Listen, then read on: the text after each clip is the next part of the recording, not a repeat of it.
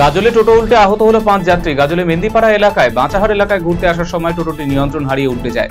এতে টোটোর নিচে চাপা পড়ে যায় 5 জন। পরে আহতদের উদ্ধার করে তড়িঘড়ি চিকিৎসার জন্য নিয়ে আসা হয় গাজল স্টেট জেনারেল হাসপাতালে।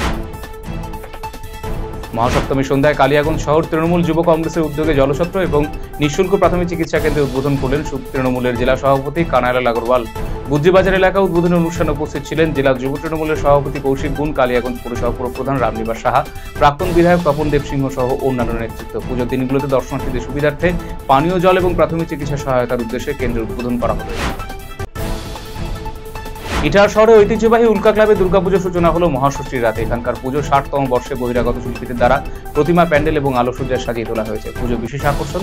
প্রত্যেক বছরের মতো এবারও রয়েছে আদিবাসী নৃত্য এবং মেলা। পুজো মণ্ডপের আনুষ্ঠানিক সূচনা ইটাহারের বিশিষ্ট ব্যক্তিদের উপস্থিতিতে হাজির ছিলেন ক্লাবের সম্পাদক অমলাচার্য, সভাপতি হাইদুল হক সহ অন্যান্যরা।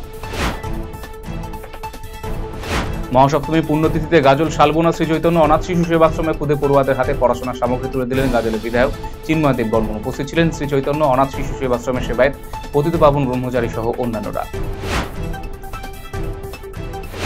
গাজল ব্লক তৃণমূল কংগ্রেসের উদ্যোগে কদুবাড়ি এলাকায় গরিব মানুষের মধ্যে মহাসপ্তমীর দিন নতুন বস্ত্র তুলে দিলেন দলীয় নেতৃত্ব।